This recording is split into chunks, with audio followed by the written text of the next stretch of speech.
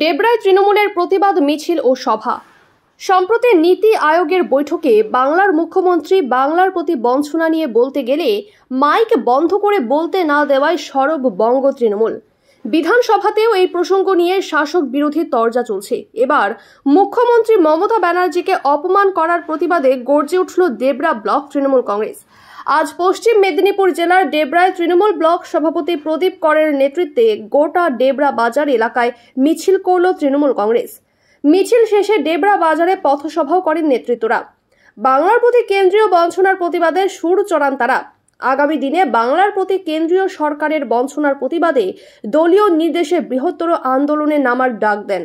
বলা বাহুল্য, গত কয়েকদিন ধরে ডেবরা ওভারব্রিজের নিচে অবস্থানে বসেছে ডেবরার ফুটপাতের ব্যবসায়ী ও দোকানদারেরা। তাদের পাশে থাকারও আশ্বাস দিয়েছেন তৃণমূল নেতারা।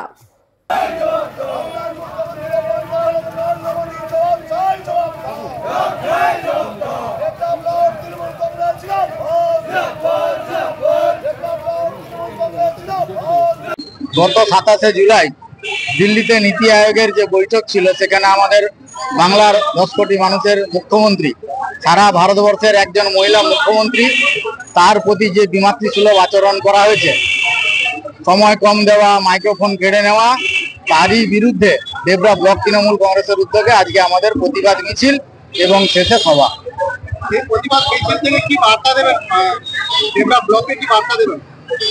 সমস্ত মানুষই জানে, ইলেকট্রনিক্স মিডিয়া প্রচার মাধ্যম, যে যেদিন থেকে কেন্দ্রীয় বিজেপি নেতৃত্বাধীন সরকার পশ্চিম বাংলার প্রতি যে অর্থনৈতিক বঞ্চনা, সাথে সাথে বিভিন্নভাবে 100 দিনের কাজের টাকা থেকে বাংলার গরিব মানুষদেরকে বঞ্চিত, আবাস যোজনা থেকে বঞ্চিত, সমস্ত কিছু সরকারি যে সমস্ত ট্যাক্সের টাকা বাংলা থেকে নিয়ে যায়, তার সমস্ত কিছু যে দেওয়ার ব্যাপার থাকে, সেইগুলো থেকে বাংলাকে অর্থনৈতিকভাবে জর্জরিত করে তোলার যে প্রয়াস, তারই বিরুদ্ধে প্রতিবাদ। তাতে বিজেপি বলছেন না, একদম কোনো কিছু হয়নি, সকলকে সমান অধিকার দেওয়া হয়েছে।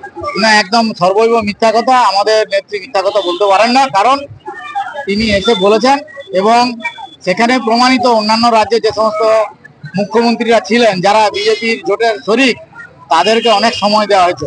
বাংলার মানুষের কথা, বাংলার মানুষের কণ্ঠস্বর আমাদের নেত্রী বাংলার মুখ্যমন্ত্রী তুলে ধরতে চাইছিলেন, সেখানে তাদেরকে বাধা দেওয়া হয়েছে, ওনাকে বাধা দেওয়া হয়েছে। ওরা শান্তিপূর্ণভাবে আন্দোলন করছে। ওই গরিব মানুষদের প্রতি আমাদের নৈতিক সমর্থন আছে, কারণ ওরাও জানে, ওরাও আমাদেরকে বলেছে যে আমরা জাতীয় সড়ক সম্প্রসারণ কি ড্রেনেজের বিষয় নিয়ে যদি আমাদেরকে উঠতে হয়, আমরা রাজি আছি, কিন্তু পূজার প্রাককালে হৃদয়বান মানুষ হিসাবে কারোরই মনে আঘাত দেওয়াটা কাম্য নয়।